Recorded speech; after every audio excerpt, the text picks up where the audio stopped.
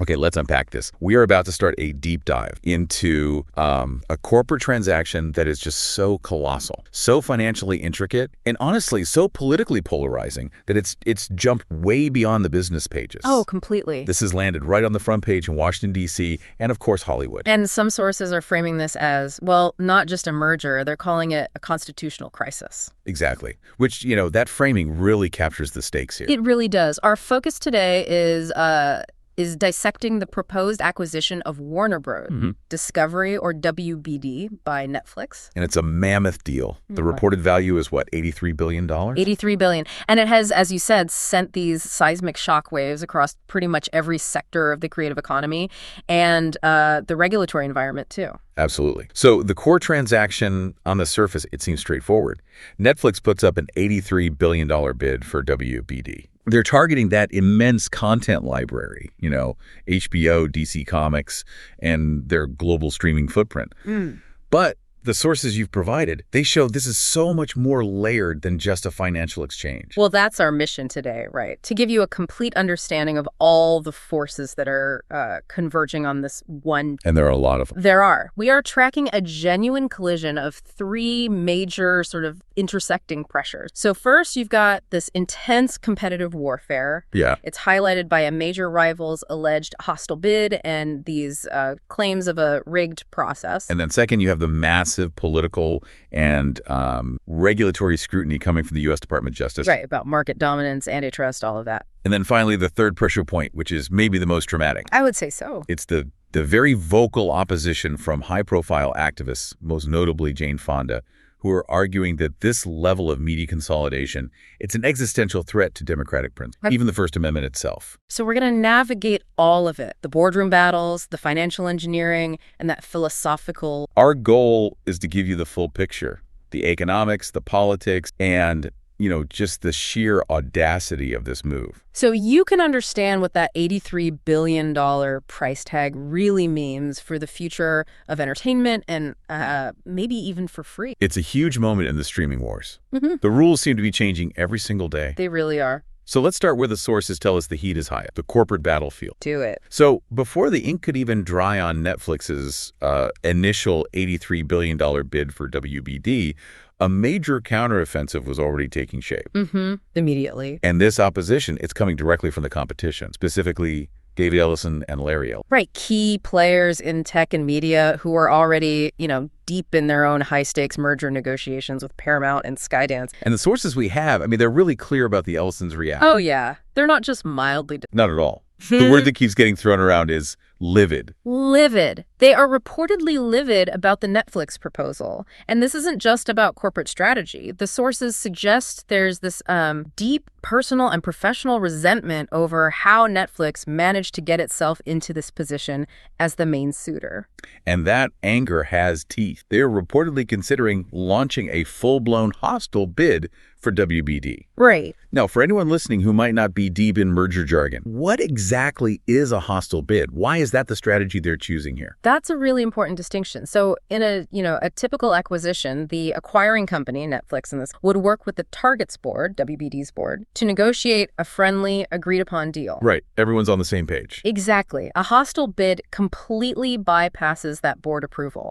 It means the acquiring company here, the Ellisons, goes directly to the target company's shareholder. The owner. The owners. Yeah. And they often offer a much higher or, a more attractive price, trying to convince them to just override their own management and their own board. So it's basically a public declaration of war against the current management's preference. It is. And it forces the board to either meet this new, better offer or try to publicly justify why they're turning down what looks like a superior deal for the shareholders. Precise. And the Ellisons are betting everything on their offer being demonstrably superior.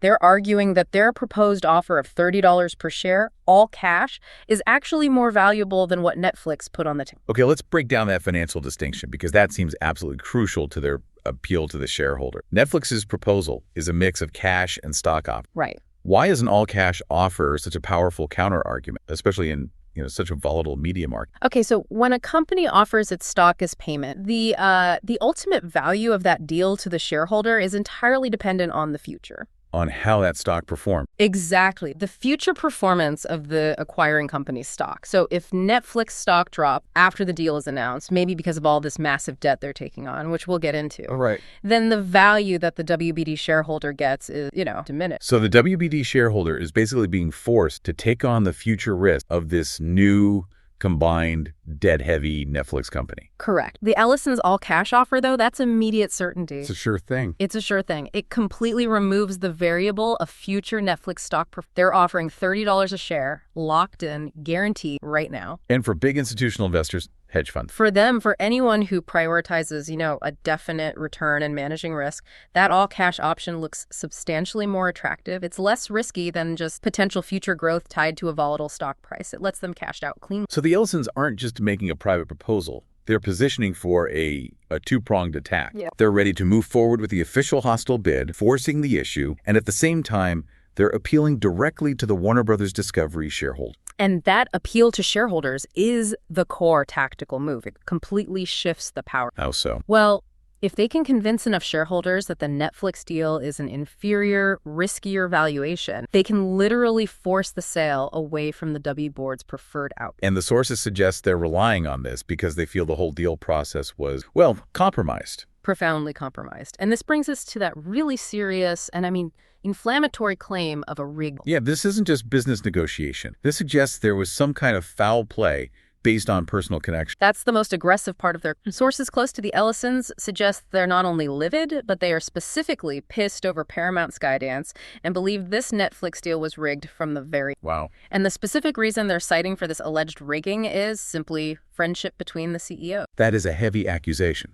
It implies that the fiduciary duty to maximize shareholder value was subverted by personal bias. It does. But how does a friendship between CEOs actually translate into a rigged process? Well, it suggests that the WBD board, or at least key management figures, gave preferential treatment to Netflix. Like an inside track. An inside track, preferential access, information, maybe even a right of first refusal that wasn't extended to other competitive bidders like the Ellison. So in a normal, rigorous auction, every bidder should have equal access. They should. Equal access and an equal opportunity to put forward their best, highest offer. If a personal relationship meant Netflix got inside guidance on what it would take to secure the deal, or if the Ellison's superior cash offer was rejected without proper consideration, that certainly compromises the process of shareholders. So the Ellisons are trying to weaponize this alleged corporate cronyism. That's a good way to put it. They're publicly begging the shareholders to be just as pissed as they are when they find out what went down in the negotiation. They're urging them to question the integrity of the whole process and to demand a better return on their investment. They're basically trying to turn the conversation away from which company is better managed to which company is offering the fairest, most transparent deal. This narrative of a rigged deal is designed to create internal dissent right inside W. And this hostility, it didn't just appear out of nowhere. The sources report there were already background tensions, specifically about some preemptive moves by Netflix. Right. The Ellisons were reportedly already aware of secret meetings happening in the European Union. In Brussels. Brussels, yes, about Netflix potentially acquiring HBO before this whole deal was officially announced to the public. And HBO is WBD's crown jewel. It absolutely is. And this earlier knowledge just reinforces their suspicion. Brussels is a major hub for international antitrust. So if Netflix was already doing preemptive lobbying or groundwork in the EU about acquiring HBO before a public bid was even launched, it signals that Netflix was moving very quietly and very aggressively to lock down regulatory and financial support. And if the Ellisons were tracking that early activity, it just validates their current belief that the whole process was structured to favor Netflix from the start. And it fuels their hostile counterbid even more. So the corporate battlefield here, it's not just about price. No, it's about perceived betrayal and procedural unfairness. Which is exactly why that all-cash, no-risk offer becomes such a potent tactical weapon. It's aimed directly at the shareholder. It really sets the stage for a spectacular corporate fight. The WBD board is now in this extremely uncomfortable position of having to justify why they're supporting a riskier stock and cash deal over an all-cash premium offer. Especially when they're facing accusations of having compromised the whole process because of a friendship. That rivalry in the boardroom is clearly fueling a much larger fear in Washington about market concentration. Oh. And here's where it gets really, really interesting. The corporate hostility we just talked is completely mirrored by this public and governmental anxiety over market power. Right. Netflix isn't just battling one rival. They are facing down the entire U.S. regulatory system and large parts of Hollywood. The industry reaction has been swift, and it's been organized.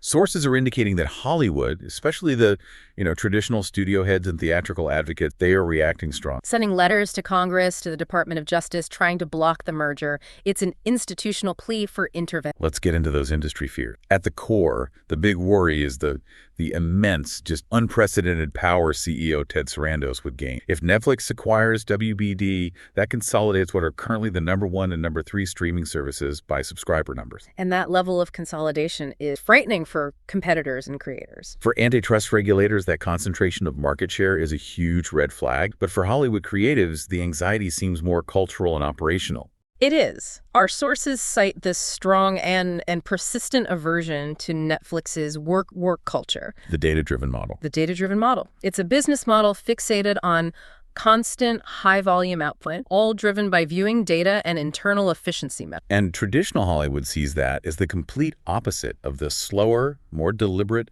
more auteur-driven process that WBD properties, like HBO, have always championed. It's the fear that quality prestige content will be industrialized, that it will be subjected to the same ruthless efficiency goals as, Netflix's standard original content. And that leads to a creative monoculture. Exact. The fear is that the Netflix way will consume the HBO way. But the most tangible, the most immediate fear that's cited relates directly to the silver screen. The movie theater. The perceived threat to traditional movies. Yeah. Hollywood feels that Netflix sees streaming as the absolute and only fear, and that they'll implement strategies that could literally destroy movie theaters by getting rid of the traditional theatrical window. And this isn't just some abstract fear. It has very specific target. They're worried about WBD's crucial DC movies. The blockbuster pipeline. The major blockbuster pipeline and other big content not hitting theaters consistently, or maybe not at all, before going straight to streaming. Right. And Warner Brothers has historically been a major provider of theatrical content. Removing that pipeline is seen as a potentially mortal blow to the exhibition industry, which has already been struggling with attendance since the pandemic. Severely.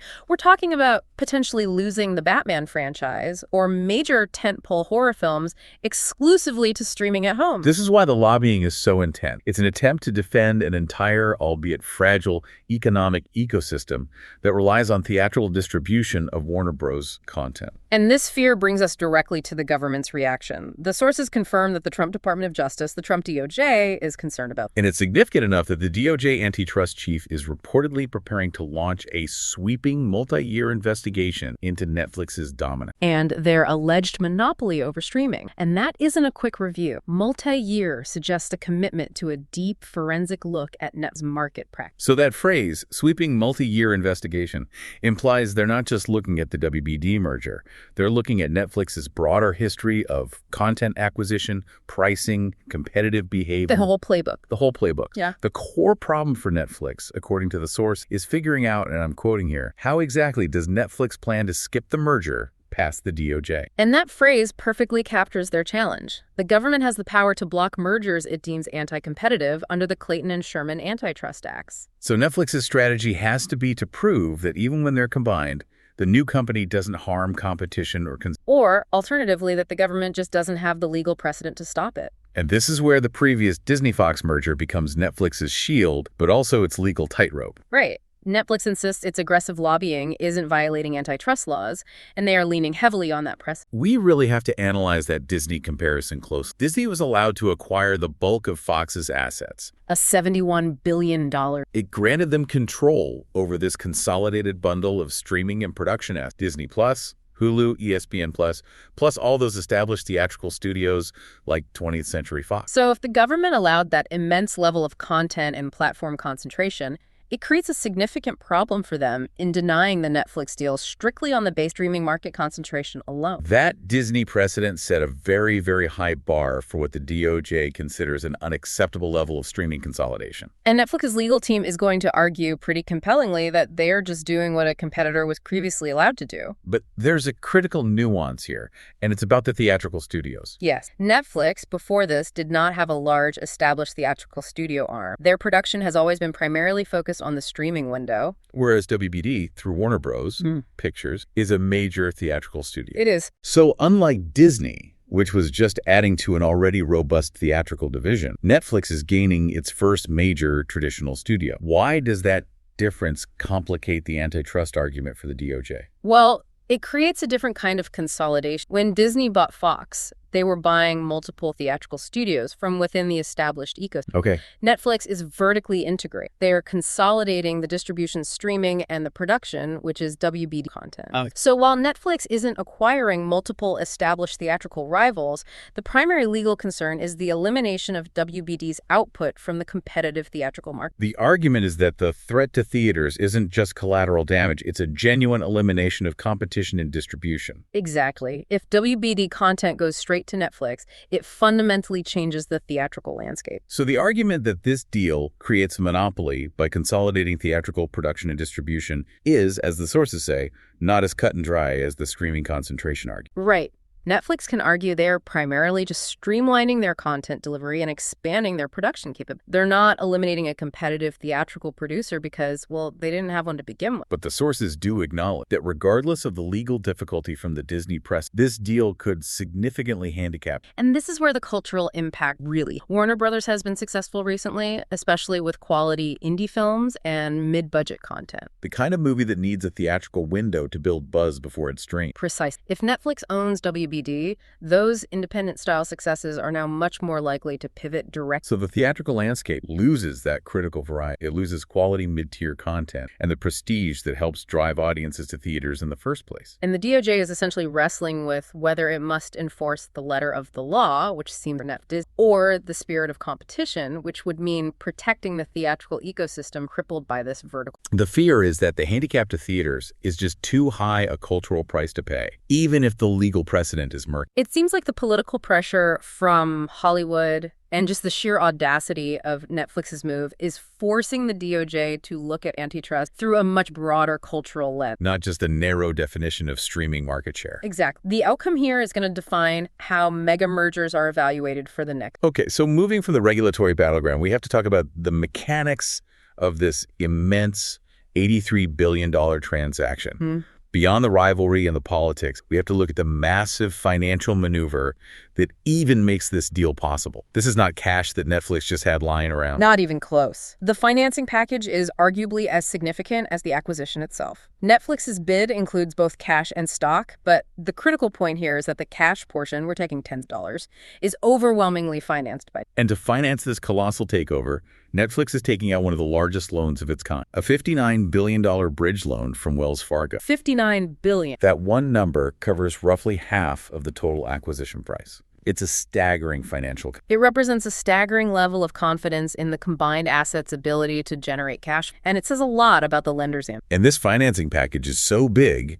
it was given a code name in the lending documents. It was Project Noble. Project Noble. That feels fitting for a deal that wants to reshape the media nobility. I think so. But let's zoom in on Wells Fargo. I mean, when people think of mega merger financing, they usually think of JP Morgan, Goldman Sachs, Bank of America. The usual sucks. Right. Why Wells Fargo? And why are they willing to take on the risk of lending $59 billion highly scrutinized deal? That is the key strategic insight from this massive loan underscores Wells Fargo's clear, aggressive ambition to cement its investment banking credentials. They are making a statement that they are a tier 1 player in global deal. So they're using Project Noble as this highly visible vehicle to get into the top echelon of investment bank. Precise. By securing the lead role in financing an $83 billion acquisition, the San Francisco headquartered bank is positioning itself to compete directly with those giants, JP Morgan Chase, Bank of America, Goldman Sachs, who have historically monopolized the financing of these kinds of mega... Like the Disney-Fox acquisition. Exact. And the timing is not an accident. Our sources clearly note that Wells Fargo was recently relieved of a crucial constraint. Right. This was imposed after the whole fake account scandal years ago. For the listener, what exactly is an asset cap, and why does removing it suddenly allow Wells Fargo to write a $59 billion check? So an asset cap limits the total size of a bank's balance. It prevents it from growing beyond a specific threshold. It was essentially a regulatory punishment designed to force the bank to focus on fixing its internal compliance and risk management issues, rather than just pursuing aggressive growth. So they couldn't grow their loans, couldn't increase deposits, couldn't take on major new investment banking risk. Correct. Being free of that constraint means they can now aggressively pursue transactions like Project Noble. This loan isn't just revenue for Wells Fargo. It is a public statement that their regulatory shackles are off, and they have the capital, the risk appetite, and the capability to lead global transactions of the largest. So it's a strategic move to restore their credibility and challenge the Wall Street establishment. It is. Project Noble is as much about Wells Fargo's rehabilitation and ambition as it is about Netflix. Okay, let's pivot to Netflix's commitment. Taking on $59 billion in new debt is a serious undertaking. How do they plan to manage this sudden, immense leverage? They have to convince investors and rating agencies that this is a responsible, calculated risk, not some reckless binge. Correct. Netflix CFO Spencer Newman addressed this directly. He stated their commitment to maintaining a healthy balance and our solid investment-grade credit. And that credit rating is crucial. If it drops, their debt becomes more expensive to service in the future. Absolutely. Newman's commitment outlined a very specific, and I would say ambitious, time frame for deleveraging. He expects something called pro forma leverage to be elevated at close. Let's pause there. For clarity, what is pro forma leverage in this context? Pro forma in finance just means as if the deal had already happened. So pro forma leverage is the debt-to-earnings ratio of the combined company Netflix plus WBD immediately after the deal. And it'll be high because of that $59 billion loan. It will be high. However, Newman committed to a clear plan to bring that leverage back under the rating agency targets within 2 years after the deal closed. 2 years seems incredibly ambitious for a loan of this size, even for a giant like Netflix. What evidence do our sources provide that this timeline is even realistic? They must be banking on some serious immediate gain. They're betting on two things: immense synergy and immediate predictable cash flow. The WBD assets, especially HBO, are seen as premium, predictable cash generators. Especially when you put them under Netflix's efficient global distribution system. That's the idea. If Netflix can immediately strip out redundant overhead, administrative, corporate synergy, and combine subscriber revenues quickly, they believe they can generate the cash needed to pay down that bridge loan and the term debt.